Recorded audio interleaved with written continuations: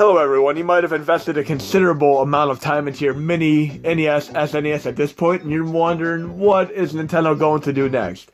Are they going to release a mini Game Boy or a mini Nintendo 64?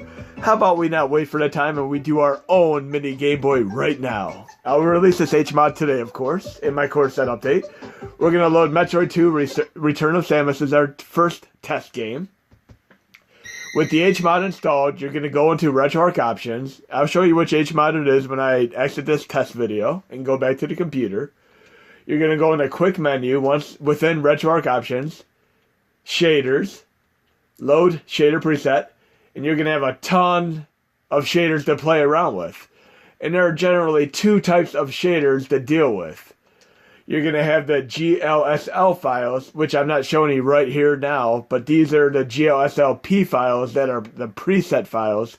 By loading a preset file, it's going to pull up the configuration and point to the necessary GLSL shader files. In this case, I'm going to load a console border. So I'm within shaders, handheld, console border, and I'm going to load DMG out 2X. Which is equivalent to the original Game Boy to a degree. And again, you're going to have different results depending on the CPU and GPU intensiveness of the Mini. And once you load a preset, you're going to have navigation in the menu will change depending on how well it runs. Right now it's a little bit slower. Some are going to slow down to a considerable crawl. I would recommend just exiting RetroArch and coming back in, as it'll go back to the stock default shader if you mess up. Another thing I would highly recommend for now, unless you are a complete expert at doing this, is do not save core preset and do not save game preset. Because once you exit RetroArch or shut down the system and come back in, it'll go back to stock. So leave it alone for now to avoid issues. Otherwise, if you load a bad shader that won't run well on the Mini, every time you exit RetroArch or shut down the system and come back in, it's going to be that same bad shader all over again. And unless you know how to change the configuration, you're going to have to uninstall RetroArch and or the shader, hmod, and reinstall them both. So for right now, I would avoid saving the core preset or saving the game preset. So for right now, I'm going to resume. And we're going to test this out. And we have a nifty border here for the Game Boy with a little bit of a blur effect, the original monochrome look, and a little bit of pixelization here. This is sweet as hell. Incredibly awesome. Really cool.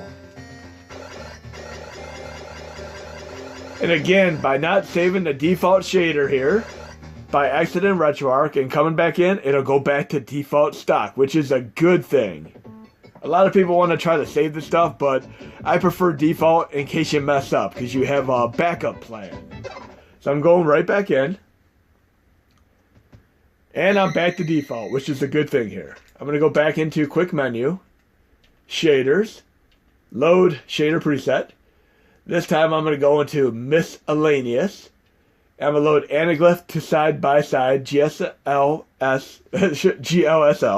which is basically a 3D effect. And it comes right out of the screen at you. It pops right out of the screen. It's incredible. I'm going to resume. Now we have 3D Metroid, Virtual Boy style. Look how awesome this is. The screen is literally popping out right at me. And I wouldn't doubt it. You could probably put glasses on and have a little bit of effect with these. And I guarantee shmup games would look incredible with this shader.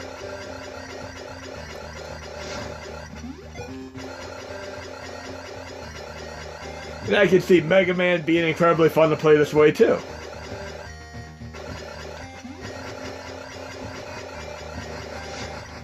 So you guys and gals are going to be able to spend the entire weekend playing out with a myriad of shaders that are all incredibly awesome for the minis. Now we're going to load a different game here. Load content. I'm using my dummy folder. We're going to do one more Game Boy game here with a different filter. This is a little bit of a hidden gem because a lot of people are not unaware of the true implications that this game has. It is just simply called Donkey Kong, but it is not the Donkey Kong that we know. It is very different because once you're past the initial stages, it turns into an entirely different game. So I have Donkey Kong here. I'm going to load it with the same core. And I'm going to go into quick menu. And when I talked about the GPU, CPU intensiveness, I'm going to load another preset here. It'll be in handheld. Console border. I'm going to load DMG ×2. And this one has a little bit of a glitch on the Mini, but it's still incredibly cool to play regardless. So I'm going to load this anyway and let the glitch transpire on the screen. It gives it more of an awesome CR, like a little LCD look. Just watch this. You'll see. So despite the little glitch, I'm just going to consider me playing this out in the sunlight right now. I have sunlight shining on my screen, basically. But look how awesome this looks once I start. And again, you're going to have multiple shaders to play with. But look how incredibly awesome this is right now. It truly looks like an LCD screen.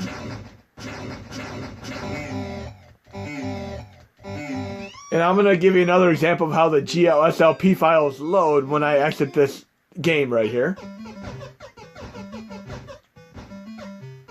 And it starts out like your typical Donkey Kong. And I failed already because I didn't push the jump button. But after you pass the first stage or two, you actually get into a whole series of literally 100 different levels that are very different than this. That are more like another Mario game that was on Game Boy. You have to try it for yourself. Be surprised. But what I'm going to do right now is I'm going to show you how the GLSLP file works. I'm going to go into quick menu, shader. And then if I go down, it's actually going to show all the shaders that loaded with the GLSLP file. I have one GLSLP file loaded, but it has 1, 2, 3, 4, 5. It has 6 shaders loaded. They have all kinds of awesome effects. Now we're going to go into another core. We'll load the SNES core. And again, I have it a little bit slow because it's using the CPU right now. SNES 9X 2016. I'm going to load content. Do my dummy folder again.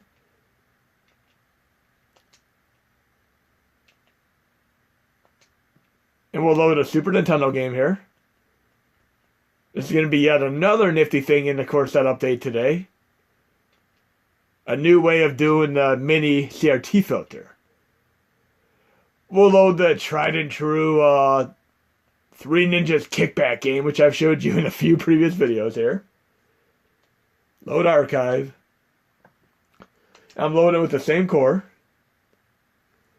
Now it's back to stock. Once then, I'm going to go into quick menu. Shaders. Load shader preset. This time I'm going to go into the CRT folder.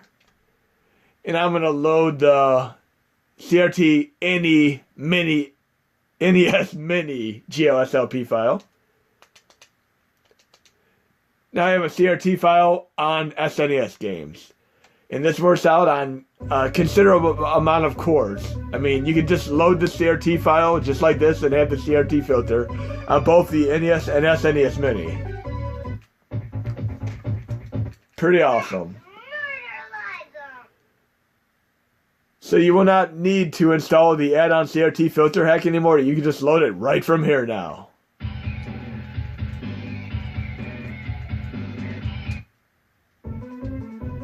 Pretty sweet. It has a really awesome CRT filter going on here. And I'm playing the very best that SNES has to offer. It should have been released on the SNES Classic as a default game in my opinion. And be sure to check out the Sega CD version of this for sure.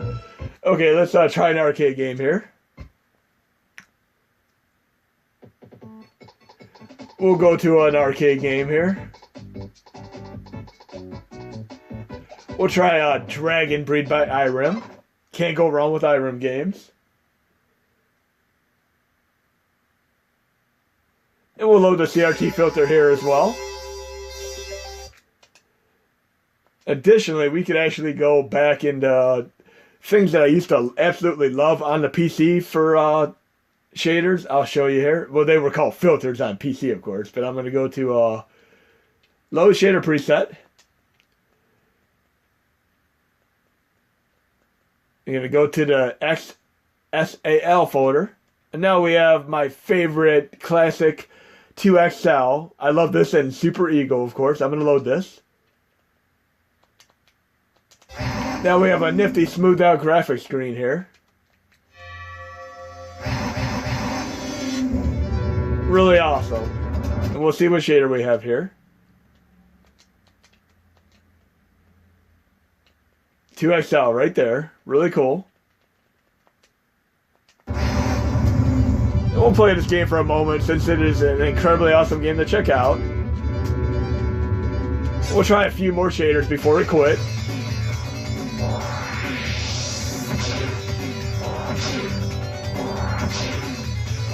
Gotta love everything about this game, and this is made by the company that made R-Type. Got the trademark music style, the great gameplay, the great shmup style here.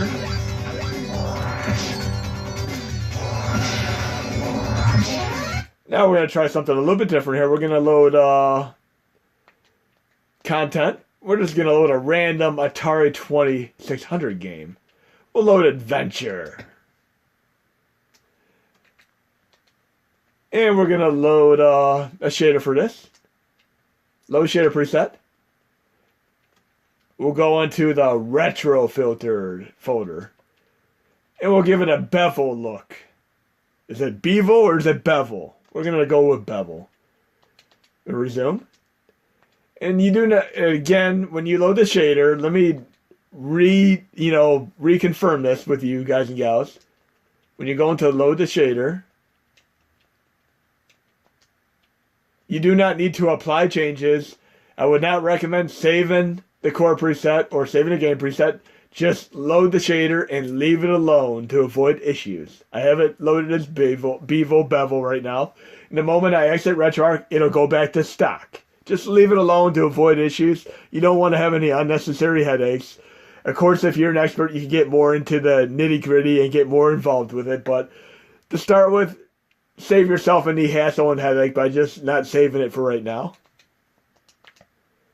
Now we have an awesome bevel look. This is incredibly awesome here. And I'm using awesome and fantastic quite a bit. This game is all the way back from 1979, and it even has the very first Easter egg to ever be released in a video game. At the time, Atari would not allow people to put their names into games. It was just Atari as a generic trademark. But the guy who actually designed this game has a hidden area in this game that has his name in it. This is awesome. Very fun game to play. And you can beat this game in a minute flat. I haven't played it for a little while. I actually beat the game on the PS4 Atari Flashback Classics.